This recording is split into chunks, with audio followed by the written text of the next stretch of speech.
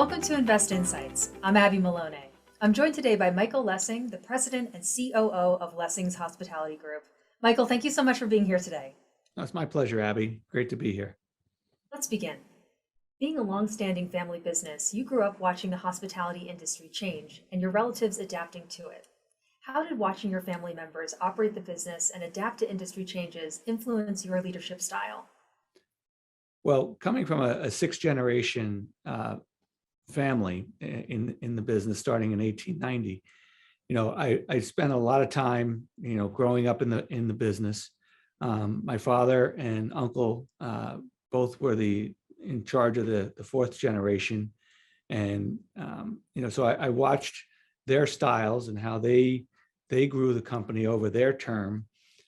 I think I take a little bit of both my father and my uncle.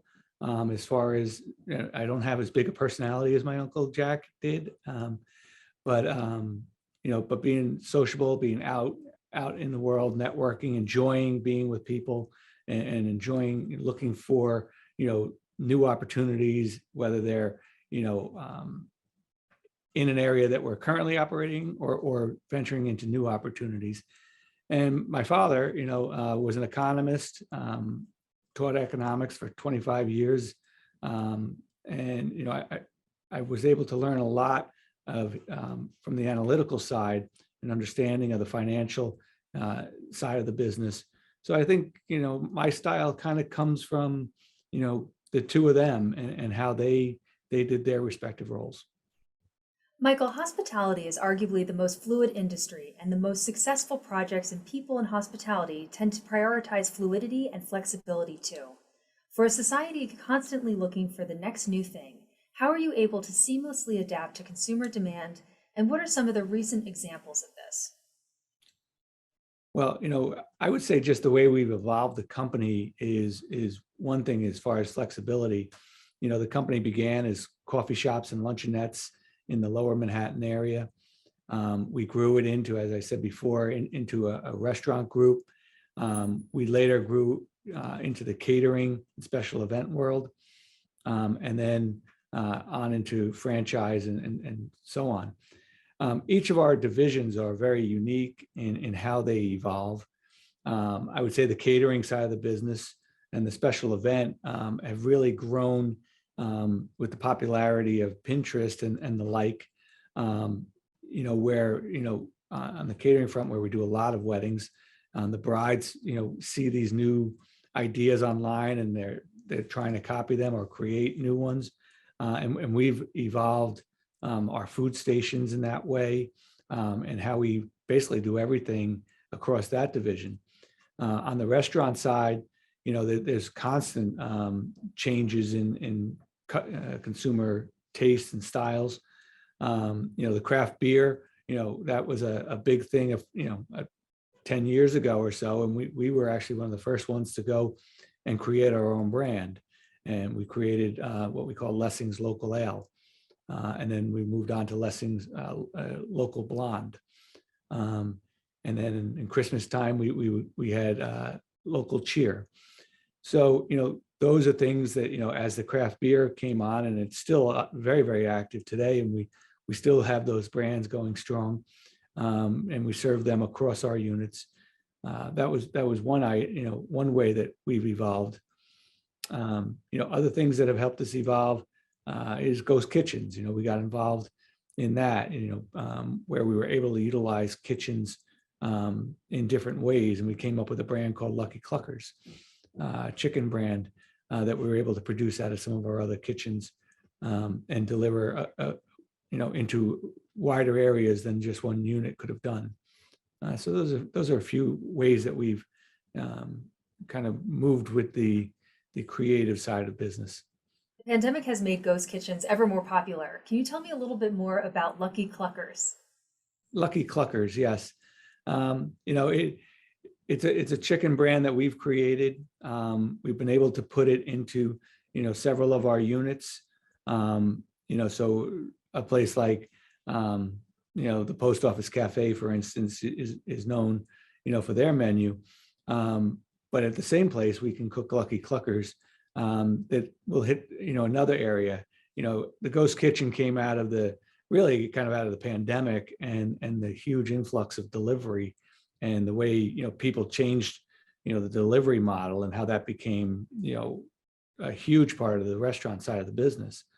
And Lucky Cluckers, again, we were able to produce a different product. So if you were looking for something different, or maybe your spouse or one of your friends, wanted a hamburger and you wanted chicken, this was giving you a way to order two things.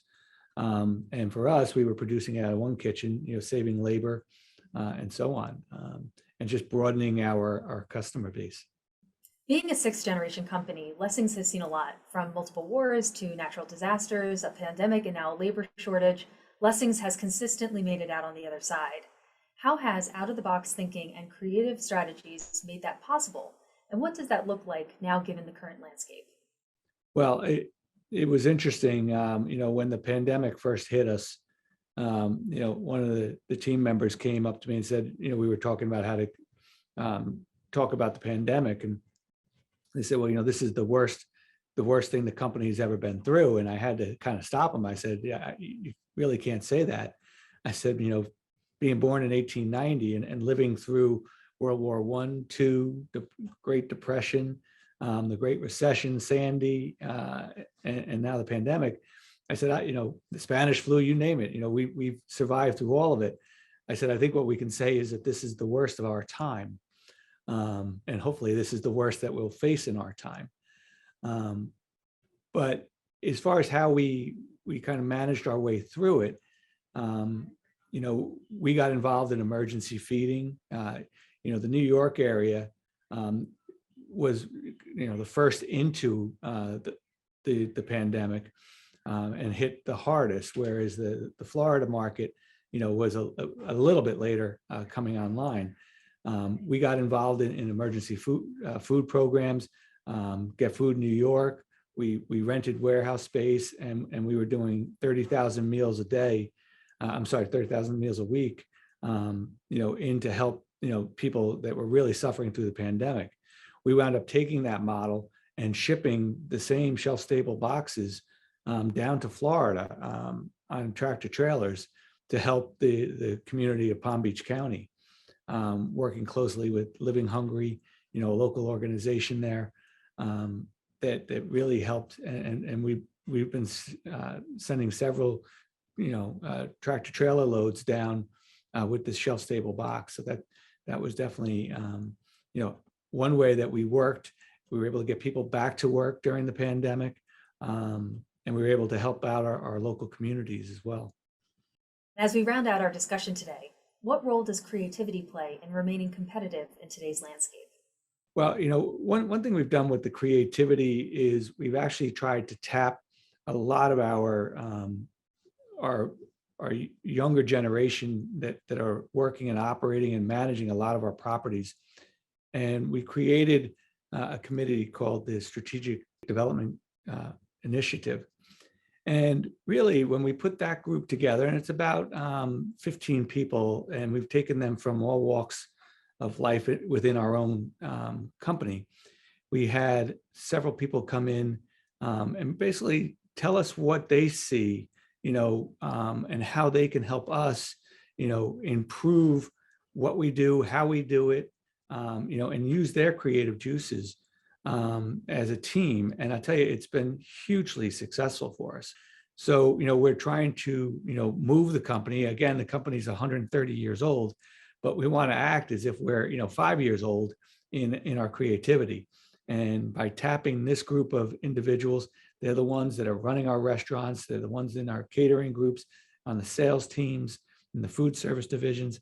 And I said, they've done a fantastic job at, keeping us, with the latest technology and the latest thought process as to what's important to this next generation, and how do we, retain them and acquire new talent and keep them happy, which will keep the company, flourishing for many generations to come. Exactly. That's what it's all about. You might be 100 years old, but if you keep on acting like you're 5 years old, you'll always stay fresh, always stay creative. 100%. Well, thank you very much, Michael. I enjoyed our discussion today. Me too. And thanks for having me, Abby. That was Michael Lessing, the president and CEO of Lessing's Hospitality Group. If you enjoyed this video, don't forget to like and subscribe to our channel to hear more CEOs and thought leaders share their opinions and advice on today's business climate. Until next time, I'm Abby Malone, and this has been Invest Insights. Thanks for tuning in.